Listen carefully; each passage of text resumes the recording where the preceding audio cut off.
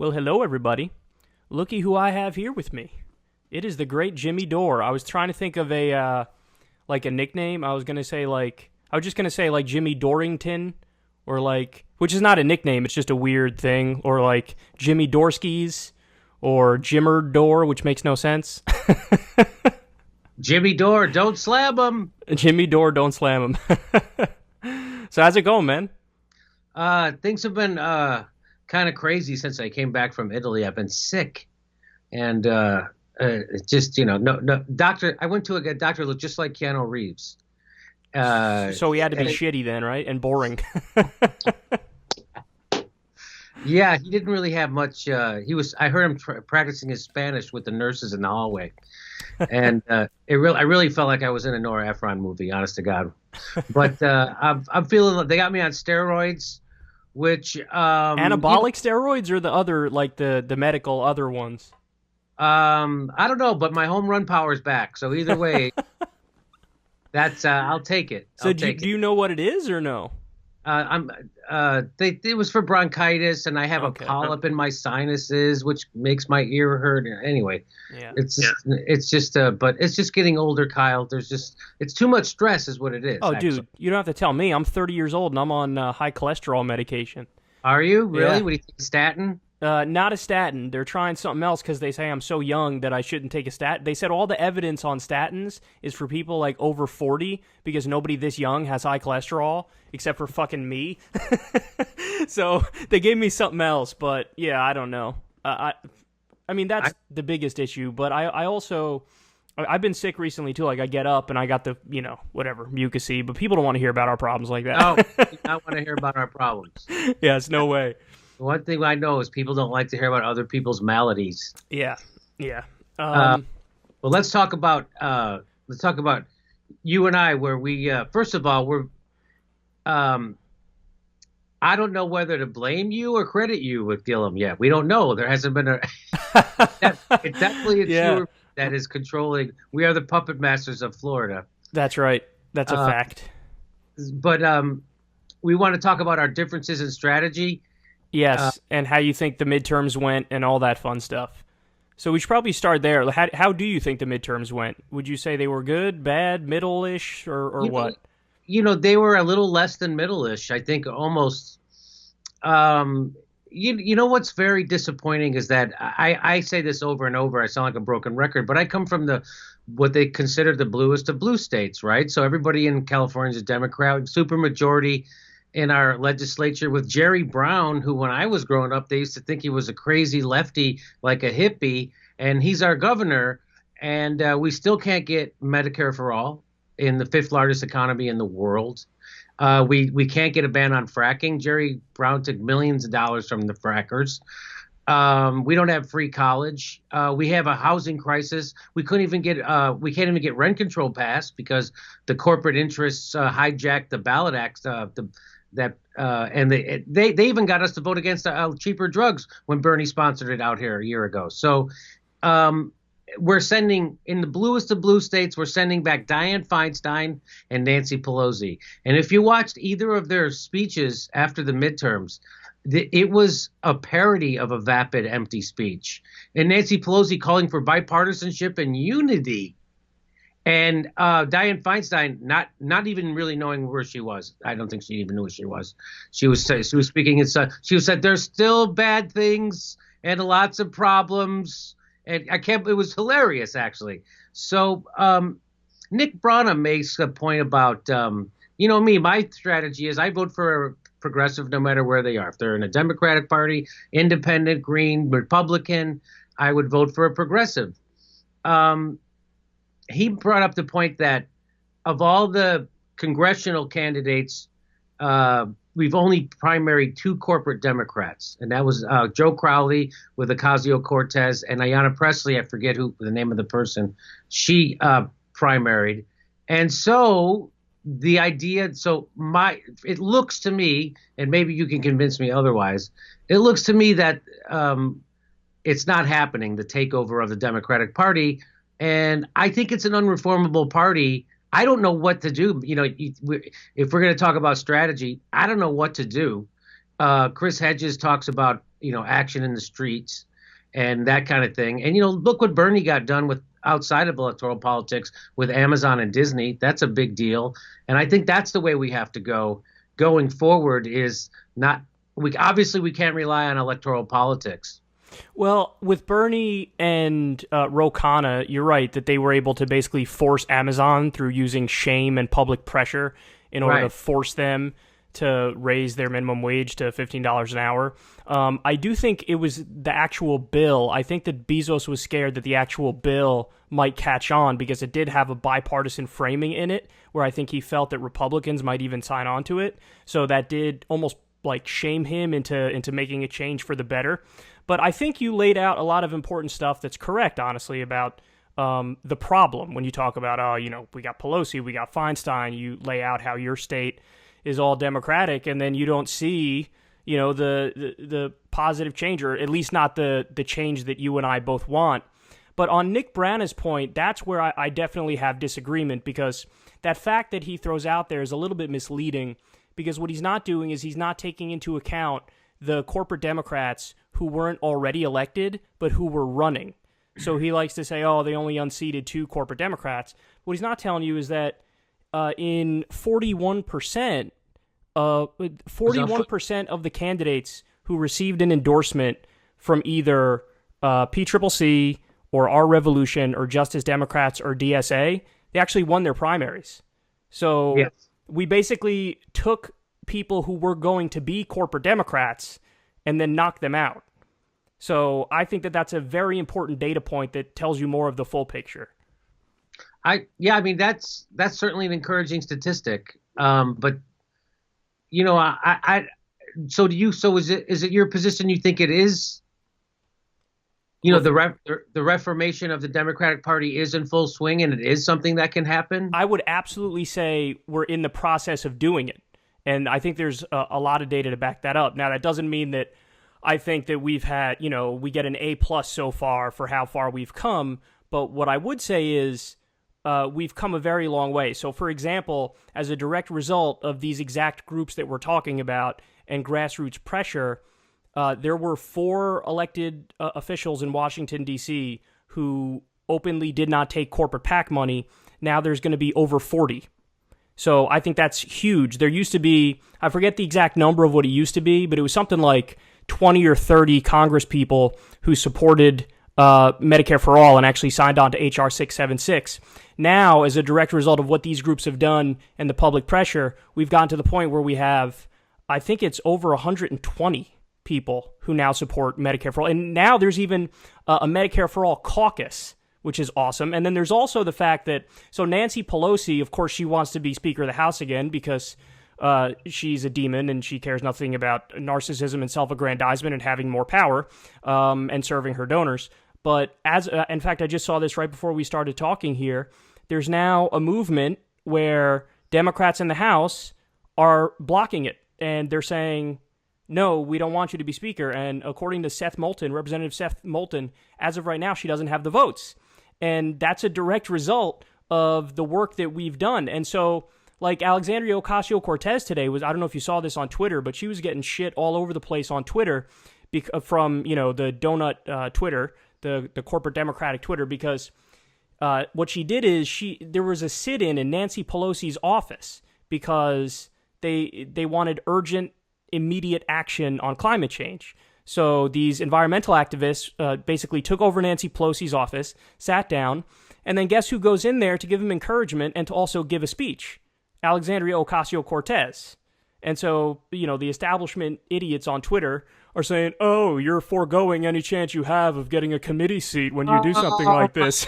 And so, but the fact of the matter is, now, so that's like you or me being an elected representative, and that's what we would do in that situation. We'd go in there and we go, no, I'm actually with these protesters. And how good is that for the future and for getting more people involved in politics and to have people who think like us get into positions of power? Because what she's showing is it's possible. Like, it's possible for people like us to get elected and then have a real impact. So I think there's a lot of data points that show that it actually wasn't overall a bad election. At the beginning, I thought, you know what, this was mixed results, because on the day after the election, it was like the Democrats picked up like 27 seats and they lost the House. So I was like, it was mixed. But then as time went by, more results kept rolling in, and now the Democrats picked up 33 seats. They say there's still 12 races outstanding, so when all is said and done, it's going to be about 40 seats. And then also, that's the biggest pickup since 1974. The last time Democrats picked up this many seats was Watergate. Now, that's not like by definition good, because it matters what these Democrats are going to do, but that's where I think the work of Our Revolution and DSA and the PCCC and Justice Democrats, where that work is so important, because, and we saw this in the election results, as a general rule, the further left the candidate was, the better they did.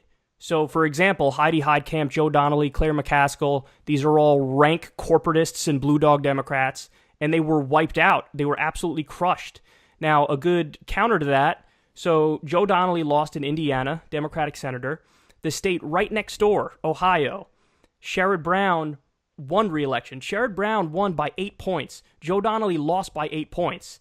They're right next to each other geographically. Why is that? Well, The Intercept had a great article that basically laid out that all the Democrats who took a stand against the Wall Street deregulation bill that a lot of centrist Democrats signed on to, those Democrats won re-election in a crushing fashion, and the Democrats who signed on to the Wall Street deregulation got crushed. So I think that there's, like, for our ideology, for our philosophy, for what we're pushing for, there's a lot of good stuff happening, because like-minded people really are getting more power, and the shitty Democrats are being wiped out. I would say slowly but surely, but it's not even that slowly. And then, of course, the Republicans are getting their ass kicked. So I do see a lot of wins overall. So, they did take back some governorships. They took back some state houses. I didn't know it was the biggest pickup since Watergate. That's yep. Is that because they were so wiped out? Is that because they had so much ground to make up? You know what I mean? That's certainly a part of it, for sure. But it even beats 2006, which was viewed as like a giant thumping for the Republicans. Yeah, that was. I remember that. But I think they lost the Senate in 2006 too, so that's why that was important. But I was talking with Thomas Frank today, and he was saying that he's afraid that the Democrats are such, bad rulers or whatever. They're not going to handle let me make him sound not as stupid as I'm making him sound, but he was saying that he's afraid the Democrats won't even be able to hold on to the House because they'll be so inept at the resistance. Nancy Pelosi's already talking about bipartisanship and unity, and they just won't save Medicare for all. I mean, how corrupt do you have to be transparently? 9 out of 10 people in your own party are for it. The majority of the Republicans are, and she won't even still say it. It's an amazing thing to see. And if you watched, we already tell you her speech and Dianne Feinstein's speech, just the emptiest, most platitude-ridden things I've ever. They didn't even make sense. Bipartisanship, that is not why people elected you. What again, they're still reaching right instead of if you want unity, unify with the progressives. That's what you should try to reach out to the progressives. Quit reaching out to the right, but that's just what their donors want them to do, and that's just what it's going to happen.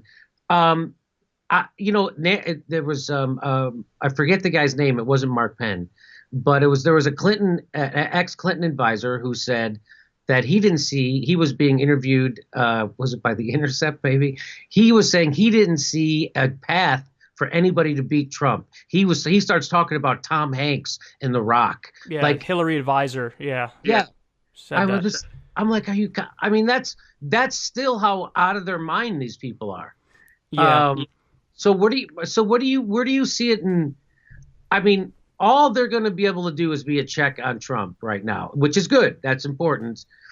But what they should do is do that stuff that they should pass Medicare for all and let the Republicans have to kill it in the Senate. They should do all the stuff that they want to do, right? Or that progressives want them to do. It's not going to pass anyway.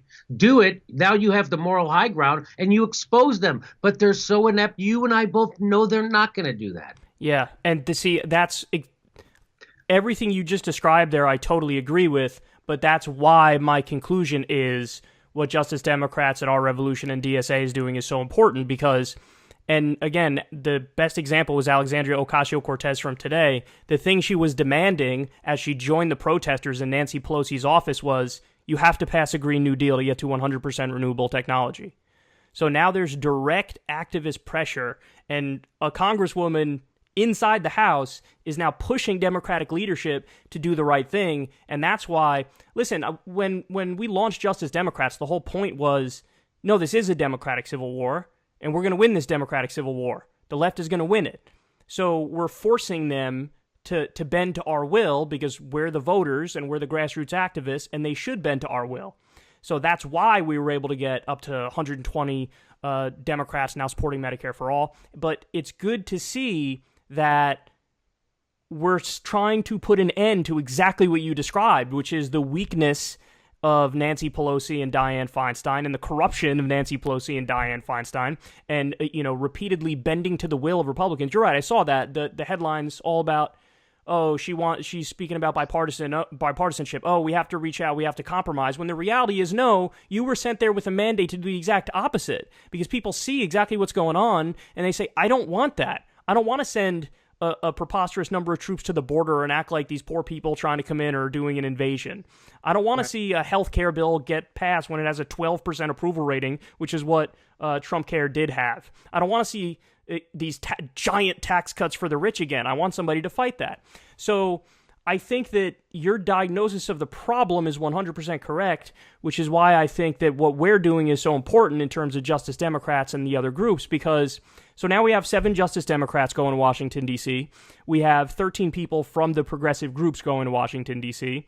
Now, when you expand it further than that, honestly, the picture is even better because there's 42 Democratic Socialists of America wins when you go at the national, state, and local level. And for Our Revolution, there are 70 wins when you get to national, state, and local. And then we haven't even brought up the ballot initiatives where you and I both know that the left crushes on ballot initiatives. Over 80% of the ballot initiatives end up going in the left-wing direction because people on the individual policy proposals, they're just overwhelmingly left-wing. So I think there's a lot of positives to take away, but the bottom line is we can't keep fighting. We have to keep fighting. And allow me to say, when it comes to fighting, I'm not ideologically rigid. So I don't say, hey, my way or the highway, fuck off. I think that there is a way to fight back if you're more apolitical and you want to organize from outside of party politics. And let's say you want to join a union and you want to, fight in that realm, by all means. If somebody wants to fight the Green Party route, somebody wants to fight the independent route, somebody wants to do what Nick Brana is doing,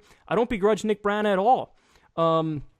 I think the thing that was upsetting to me was that he does seem to be disparaging what we're doing with Justice Democrats and from inside the party, and I'm trying to make a commitment to not begrudge people and go after people who I know agree on the goals, and right. I just wish that he would do the same. Oh, okay. Oh, I didn't, so what do you make of, like in Florida, the felons get to vote, that passes, but Gillum doesn't carry that same vote total. Well, how could that be? You have to come up with a theory. My theory was, the stench of the Democratic Party. Well, some people just can't bring themselves to vote for Democrats, or they stink. The stench of the Democratic Party rubs off on you. Like even for instance, in Missouri. So the minimum wage passed in Missouri. Claire McCaskill got obliterated. Right, and she voted for the bank deregulation, and she is not a likable character in a sense, right? She's not an attractive candidate. She's not an attractive legislator. She doesn't even know who she is. It's like voting for another Republican anyway. So, and she lost, but the progressive issue won. So there you would be like, well, if she would have just ran on higher minimum wage, she would have won. You're right, but she didn't. You're right. Yeah. So I think believe me, I rooted for all the Justice Democrats, everybody in Our Revolution, everybody in Brandon. I rooted for all of those people. And I could be wrong. Maybe you guys take over the party. Maybe Bernie becomes president in 2020 and it happens way faster than I thought it could. I still don't think it can. But it's just like if what happened in Mexico, where they went from nothing to taking over the country, and the same thing that happened in Greece, they went from a fringe party to being the ruling party. Now, what's happened since then, nobody's happy with. But so things can happen quickly. So I was hoping that a third party would happen quickly like that with a charismatic leader. The takeover of the Democratic Party, maybe it's happening. I could be wrong about this. I still see a snail's pace. And you're right about the 120 people with the Medicare for all. But also you have to, understand 9 out of 10 Democrats are for Medicare for all. The majority of Republicans are for Medicare for all. So that's just, that seems to be. So how are they going to keep that from us, Kyle? Because they are. How are they going to keep Medicare for all from us when overwhelming? I mean, we're going to have to get in the streets to get it, aren't we? Yes, of course. That's the point. Is that they're not going to give anything to us, which is why we need to put maximum public pressure on the Democratic Party. The fact that Alexandria Ocasio-Cortez was joining a protest against Nancy Pelosi at a time when everybody was telling her to shut up and bow your head to Nancy Pelosi and let her dictate what you're going to do. That's a shot across the bow, man. That's her saying, I'm not playing around. I'm here to really represent the people. And so it's that mentality that it's going to take for us to get these programs that we want, these policies that we want implemented. And obviously, the more people that are in Congress who agree with us or are sympathetic to us, the better it is for us. So on the issue of a third party or going the independent route, again, I want to be crystal clear. I in no way begrudge people doing that. When we launched Justice Democrats, we had to decide, hey, what exactly are we going to do? What direction are we going to go in order to try to get the most change we possibly can as quickly as possible? Well, I'm not a patient dude. I wanted it, and I wanted it now. And basically, when we broke it down, we came to the conclusion that the best way to do that is to take over the Democratic Party for a variety of reasons. I mean, first and foremost, when you look at how many seats the Green Party has in Washington, D.C., the answer is none. They have none in the House. They have none in the Senate. They have 0 governors. They have 0 in upper house state seats. They have 2 in lower state house seats. And I looked at that and I went, okay, well, that's probably not the best way to go. And then you look at independents. It's a similar picture for independents. At the federal level, they have a grand total of 3 politicians, Bernie Sanders being one, Angus King being another, and I think there's 1 in the House of Representatives. So I looked at it, and I did the math, and I was like, well, I think we're better trying to take over the Democratic Party. But then the other thing is, when I looked at just how rigged the process was against third parties, I was amazed by it. Because, so the fact of the matter is, there's a giant institutional bias against third parties. It is flat out rigged against third parties in this country. We don't have a parliamentary system, which is already a giant problem. I wish we did have a parliamentary system, but we don't. We don't have proportional representation, even though I wish we had proportional representation. We don't have ranked choice voting, even though I wish we had ranked choice voting. We have a winner-take-all system. We don't even have ballot access. Even with the Green Party, which has been around for a while, they don't even have ballot access in every state. It's like 48 states or something like that. These guys aren't even allowed in the debates many times. So even though I'm sympathetic to your philosophy, Jimmy, because I'm a guy who, I don't want to call myself extreme, but I don't like compromising. I just like to, I like to do it and do it the right way and do it my own way. So this idea of like doing a third party, creating it out of nowhere, and then somehow getting power and getting everything implemented, when I broke it down, I went, that's not going to happen. And that's like, even if it were to work, which I think it's rigged against that, so it wouldn't work. But we're talking at least 3 or 4 decades before we can do it. So basically the idea for me was, I guess I have to bite the bullet and go the route that I'm uncomfortable with, which is taking over the Democratic Party. But again, I think the good news is that when you look at how far we've come so far, there are just so many data points that are in our favor. And the question I ask myself to prove this to myself is, okay, well, if this isn't victory to this point, then what is victory to this point? Because we are seeing the data points are all in favor of the better candidate. So I brought up the example of Joe Donnelly before and Sherrod Brown before, but even look at like Richard Ojeda and Beto O'Rourke, and even Gillum is a good example of this. They ran further to the left than anybody in their position running for their respective seats ever. And they also got as close as anybody. So Richard Ojeda was a plus 49 Trump district. He ended up losing by 12 points. Massively overperformed. Beto O'Rourke, what did he end up losing by, 3 or 4? Now, I have my issues with O'Rourke, but he was the furthest left person ever running for a Senate seat out of Texas, and he almost toppled Ted Cruz. Andrew Gillum, again, though I had some disagreements with his strategy in the general election, and he pivoted when he shouldn't have pivoted, fact of the matter is he was further left than the past few Democrats running, and they got beaten by more than Gillum did, and it's going to a recount right now.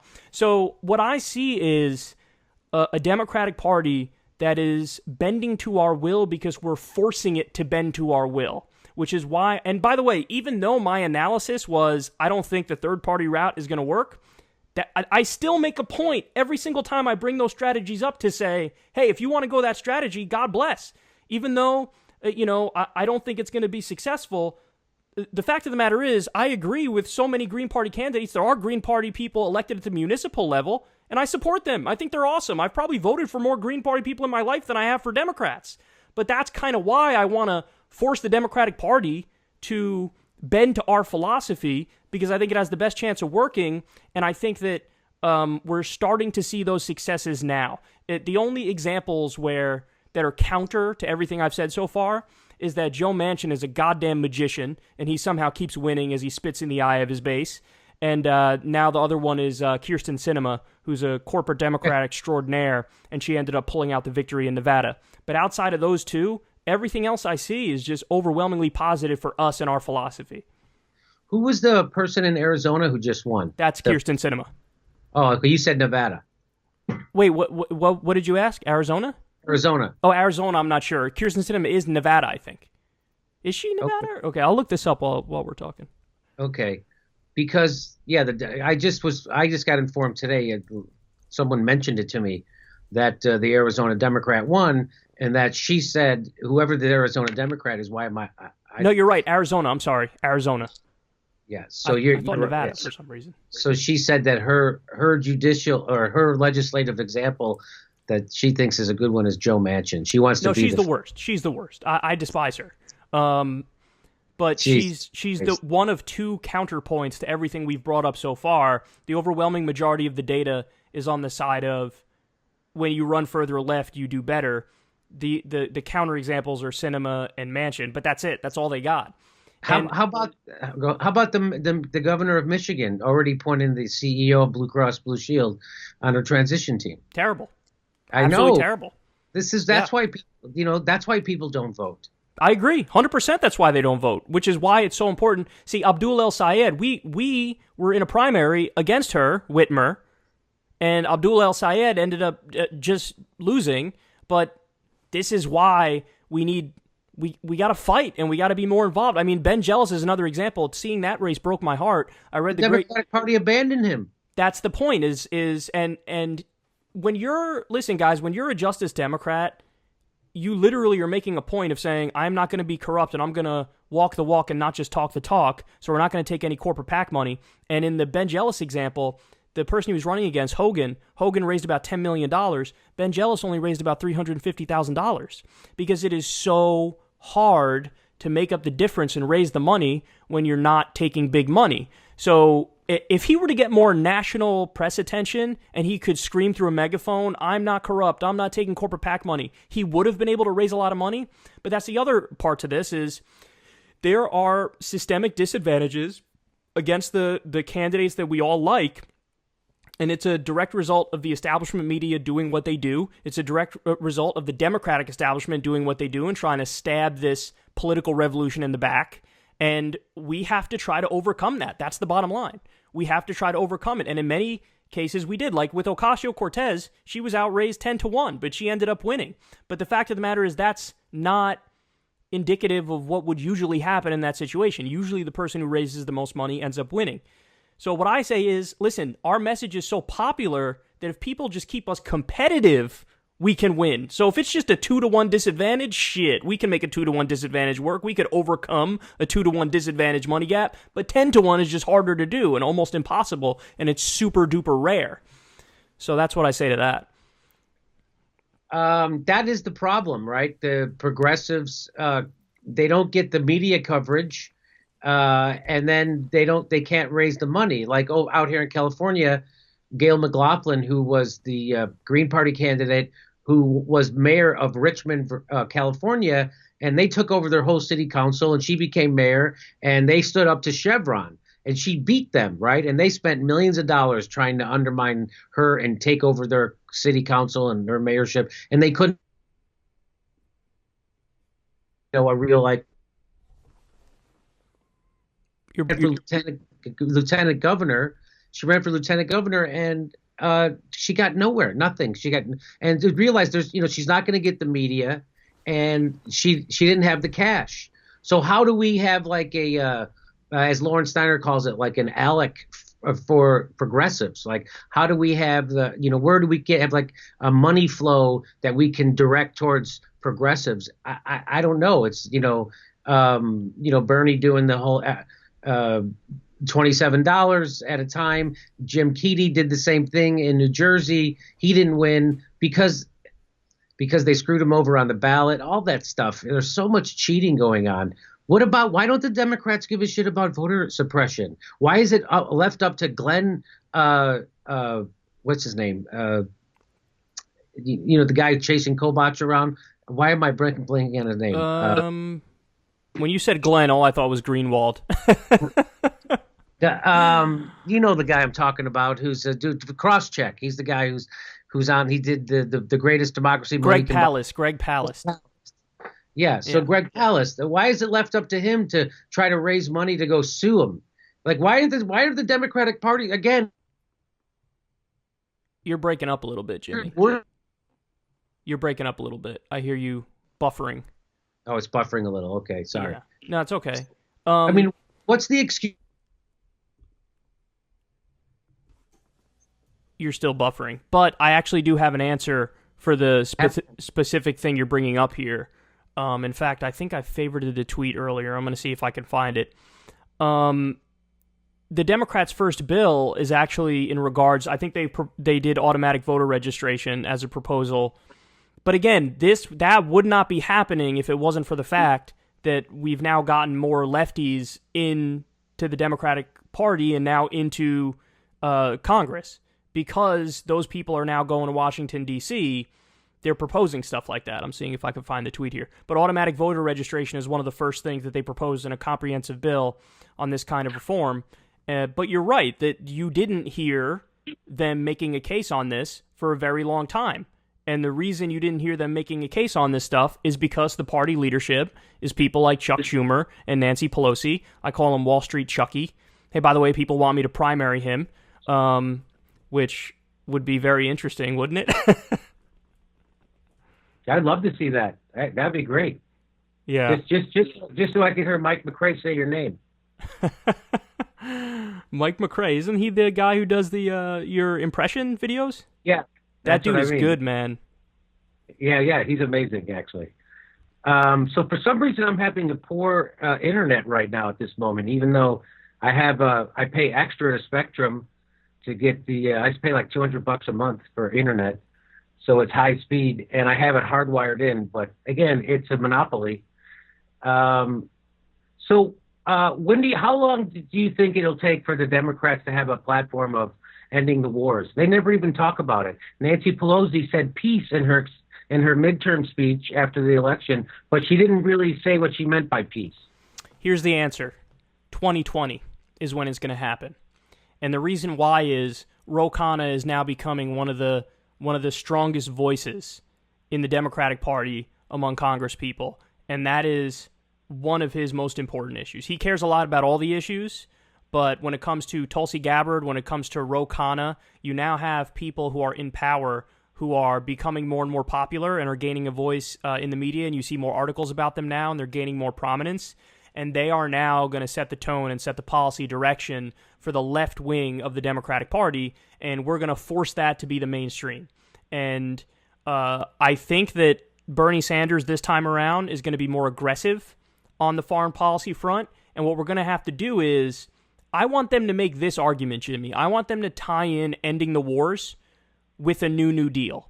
And you can basically say, hey, listen, we spent $7 trillion in Iraq. We spent $2 trillion in Afghanistan. We have 900 military bases around the world right now. It costs $100 billion a year to maintain those bases. We're waging a shadow war in Africa and building bases. None of this has congressional approval. We're, aiding the genocide happening in Yemen carried out by Saudi Arabia.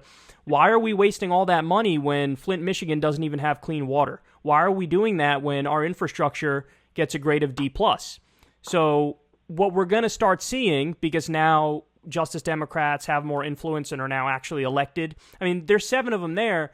What we're trying to do, because there is the Progressive Caucus, but you won't be surprised, Jimmy, to hear that the Progressive Caucus is not all that progressive. So what we're trying to do is get an actual Progressive Caucus. That's what the Justice Democrats and the DSA candidates and, our Revolution candidates. And what they're going to do is, as a matter of, in order to be in that caucus, you have to not take any corporate PAC money, and you have to be in favor of Medicare for all. And what we're going to do is make foreign policy a much bigger, much more important issue. And I hope that they could tie that into a New Deal as well, because this is the future. The ideas that we talk about on a regular basis, I know it oftentimes feels like we're screaming into a vacuum and nobody's listening, but people are listening, and this is the future. And our ideas that we keep pushing are actually influencing a lot of people, and it's influencing them for the better. So I just think it's super important that we make sure all of these people stay involved in any way that they want to. Again, I don't care how they stay involved. If you want to be outside of electoral politics and you want to join a union and go about it that way, by all means, don't let me stop you. Just because I'm a co-founder of Justice Democrats doesn't mean you have to go the route of Justice Democrats. Maybe you prefer our Revolution or DSA for whatever reason. Maybe you prefer a People's Party. Maybe you prefer a Green Party. I don't care. However you want to get involved in order to keep pressure on your elected officials to do the right thing, you should do it. You should do it. The last thing we should do is just sit back and kind of let the corporatists continue to run amok and take everything over, because that would be a scenario that we can't even fathom. I mean, the fact that I can't tell you how much hope it gives me, Jimmy, that today Alexandria Ocasio-Cortez joined the protesters in Nancy Pelosi's office and demanded a Green New Deal.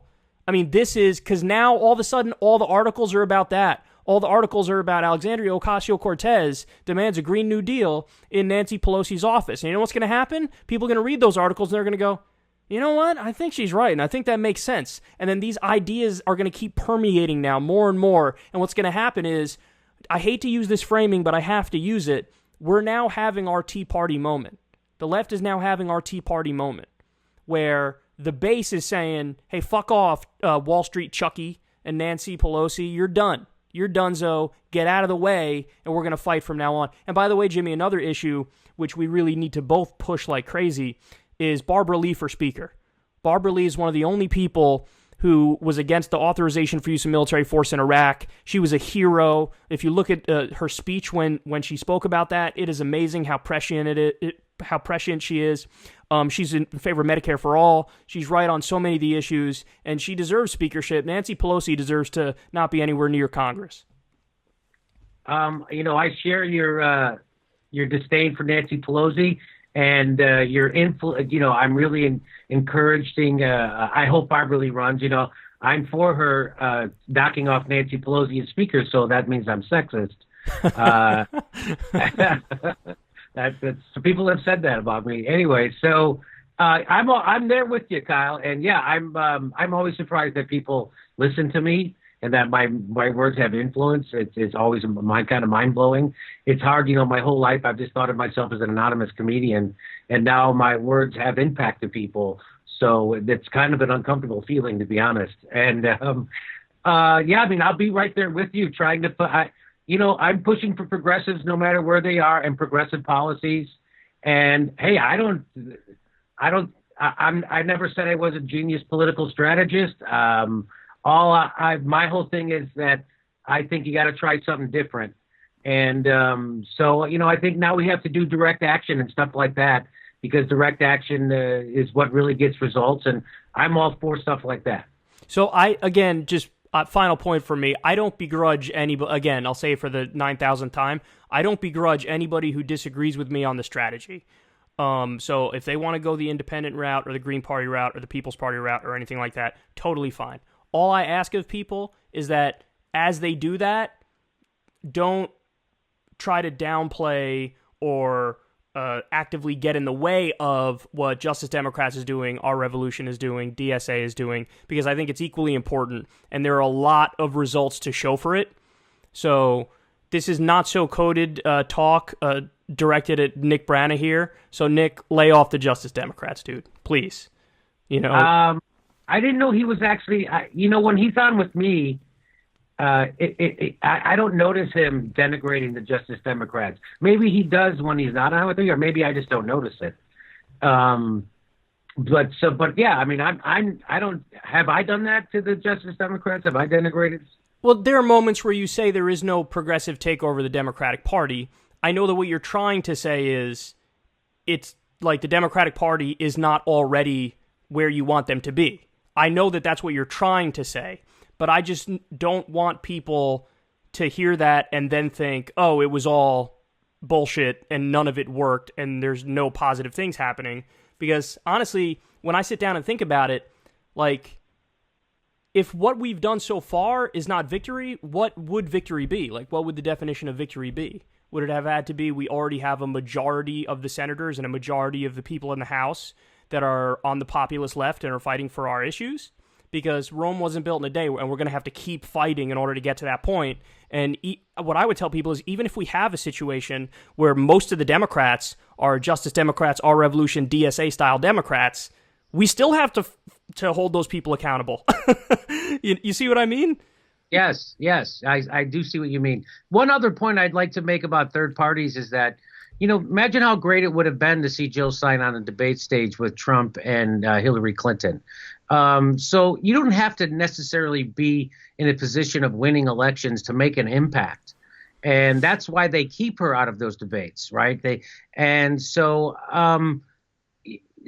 would have been great. Part of the reason why I voted for the Green Party was I wanted to see them get that 5% so they could get the federal matching money. And, what happened last time, and I think this is something I'd like to hear your opinion on. Hillary Clinton, instead of reaching out to the progressives after the primary, she flipped the progressives off and went to the right. And she reached out. Again, their strategy of screwing over blue-collar workers and trying to get white suburban Republicans to vote for them. So how do we stop that from happening? And I think that if you had a third party that was polling, at 7, 8, 9%, so now you can't win without them, that gave them some leverage. I mean, I'm just trying to think of something to give us leverage so that doesn't happen again. Well, like I said, I think the answer is to support any and all methods in order to try to defeat the corporatists, the corporate Democrats, and the Republicans. And again, if you disagree with me on that strategy, that's totally fine. But my personal reading of the situation after I broke it down and looked at all the evidence and looked at what has worked in the past and what possibly could work in the future, I just saw a giant institutional bias against those third-party people. So I said the best way is, if we run the Democrats that would run the exact kind of campaign that you would advocate for, because I love your ideas. When you talk about Medicare for all, you talk about free college, you talk about a living wage, you talk about ending the drug war, you talk about a New Deal.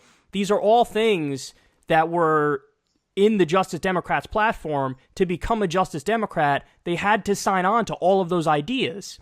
So we know these are vetted people who are for all the right things, and then it's a matter, they have to then go make the argument and go campaign the proper way. And as I said in the case of Gillum, and as I will continue to say from here on out, that general election pivot has to die.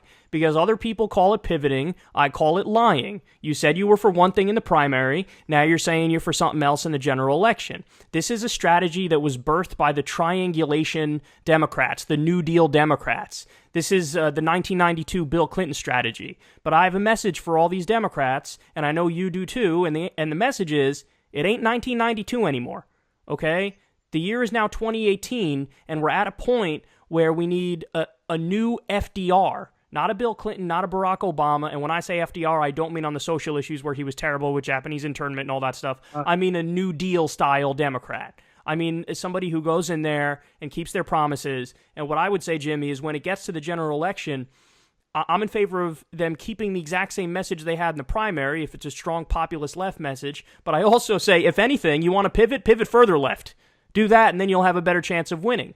And again, this is why I think we've seen a lot of success from Justice Democrats and Our Revolution and DSA, is that, Jimmy, even with that giant monetary disadvantage that we had, we're still talking about absolutely out of this world gains. I mean, who would have thought Justice Democrats didn't even exist during the 2016 election? Now all of a sudden, none of these organizations did, except DSA, I think, to be fair. But right. 7 Justice Democrats headed to D.C., 13 people who were endorsed by one of the progressive organizations, 42 DSA wins in total, including state and local, and over 70 Our Revolution wins. I mean, if this isn't the beginning of this giant political revolution that we've been talking about, I don't know what is, man. So how do we coalesce the left, like Nick Brana's his big idea to do? I don't think you have to. I think that what we need is everybody to understand when we see a good thing. So in other words, like I supported Tim Canova, for example. Tim Canova wasn't a Justice Democrat. Tim Canova was running as an independent. But I didn't care because he was the right person that we should have backed and that we should have been in favor of. So it's just a matter of taking yes for an answer. So when somebody comes along and they're running as a Democrat, but they're right on everything, we should all fight for that person. I mean, it's that simple. And the same goes for Republican. Who was the person who ran as a Republican who's a progressive? I forget who it was. Oh, it was that Sam... now I'm blanking on his name, but he ran for the chair of the Democratic Party. Right, and then he ran as a Republican. I would have supported him as a Republican. Again, we have to be more married to the policy ideas than anything else. So as long as somebody's saying yes to us, we should accept it. And we should just continue to, even after we get these people who are supposed to be on our side elected, you still hold them accountable. I mean, the idea that now we could just look the other way because, for example, Ocasio-Cortez is in there. No, now even her, we have to make sure that she keeps doing the things that she promised us. And that's the thing, is that democracy is messy and it's gross and it's annoying. But if we keep fighting, we win. And again, I think a great example of this is, I touched on it slightly before, but everybody loved to mock the Tea Party. And obviously I could not disagree. And I know you could not disagree more with the Tea Party on what they were actually proposing and what their policy ideas were. But what they did worked. They actually got elected everywhere. Donald Trump became president in large part because of that Tea Party coalition that was created in the backlash to Barack Obama. So now it's time for us to do that. And we have to, as long as we're getting together on improving people's lives, then I think that we're going to continue to move forward and continue to win and continue to exert influence on the party. Again, I can't tell you how excited I am and happy I am about the fact that there were 4 people not taking corporate PAC money. Now there's over 40. There were however many who supported Medicare for All, 20, 30. Now it's over 120. I mean, these are huge, huge things. And what they don't understand yet, but what they will get in time, is that not only is this the right thing to do policy-wise, it's also the right thing to do when it comes to politics. See, that's the thing, like Nancy Pelosi and Chuck Schumer, they're bad on the policy. They're also terrible on the politics because they think their mealy-mouthed centrism is exactly what the country wants when we've been screaming hell no at that from 2008 and onward. Don't try to resist the resistance, Kyle. Don't try to resist the resistance. Talk about Stormy Daniels. What's that about? Let's get to the bottom of this. She's a porno person.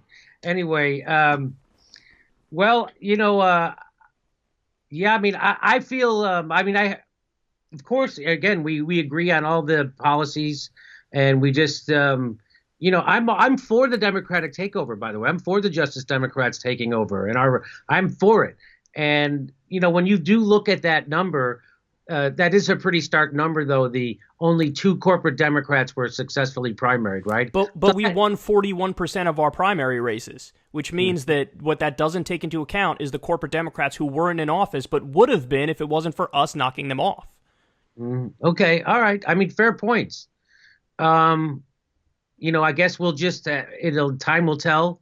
And hopefully they can get rid of Nancy Pelosi. I mean, the next big goal would be to get rid of Nancy Pelosi, right? I agree, yes. And we're going to have to, on all of these different issues, we're going to have to keep fighting. So on the Nancy Pelosi issue, this is a great example where all of us right now should be getting involved in this. I want people listening right now, why not call your representative and tell them, don't support Nancy Pelosi or I won't support you? Why not put pressure on them? Why not say that? Why not say, I want Barbara Lee for speaker, and that's why I'm calling. That's why I'm getting involved. This is really important. I'm your constituent. Listen to me. I was circulating a petition the other day. Humanist Report created it. It's to say Barbara Lee for speaker. I did a segment on it and I promoted it. And see, this is what we have to. We all need to get together on issues-based stuff. And this is one that's super important because it'll make a big difference if Barbara Lee is the speaker, if Nancy Pelosi is the speaker. That's a huge difference. That'll make it. Maybe she'll talk about reining in the Pentagon budget. Yes. And that's why, Ro Khanna needs, again, his profile's growing, but has to grow more. Tulsi Gabbard, same thing, so that these become the leaders where all of the articles, like now when we see all the articles on Democratic leadership, it's on Chuck Schumer and Nancy Pelosi, But what a great world it would be if you hear quotes from Barbara Lee or Ro Khanna or Tulsi Gabbard or Alexandria Ocasio-Cortez or any of these wonderful Justice Democrats or our revolution-backed candidates. It's not... I would love it if we already had everything that we push for on a daily basis right there, but that's not the world we live in, and it's going to be a dogfight every step of the way. And we're fighting a two-front battle, which is a battle against the corporate Democrats and a battle against the Republicans. And so as a direct result of that, everybody who actually agrees on the goals should not step on each other's work. That's what I'd say. And I'm with you. And if I do that, let me know. Okay, I will. Okay. Thank you so much. Okay. Thank you, Kyle. It's been great talking with you. It was a pleasure, and right on time, you're buffering again. Right on time, you started buffering again. Oh, okay. So I'm not as smart as you guys, so I just do my best to keep up. My brain was soaked with alcohol for 30 years in nightclubs, and now I'm trying to ease it off with pot. So, but anyway, I think it's been a good conversation, and that is such a good news to hear about Ocasio, because we were afraid. I was afraid she might fall into that trap of being inside the Democratic Party. Now she has to prop up the stuff she's actually supposed to be the antidote to, like Andrew Cuomo. So it's good to see her taking on Nancy Pelosi. That's a pretty big deal. I agree with that. But even on top of that, though, I would also say there are going to be times where I'm sure that she lets us down in one way or another. And when that happens, we just have to try to hold them accountable. Never give up. Always get involved and keep fighting more. The answer is always to be more engaged, not less engaged. Right. Agreed. Okay, buddy. Great talking with you. All right, Jimmy. Nice talking to you too, man. Thanks so much. All right. Take care, Kyle. You too. Our next live Jimmy Dore show is February 1st in Burbank, California. Go to jimmydorcomedy.com for a list of all our live shows, and please become a premium member if you can. Become a patron. It's the way we support this show because they're coming at us, and we give you bonus. We give you hours of bonus material every week. Check it out. Become a patron. And if you can, make sure you're still subscribed. They unsubscribe people every day. I know it sounds crazy. It only takes a second. Please make sure and click that bell when you subscribe so they'll send you a notice when we drop a video. Thanks for your support.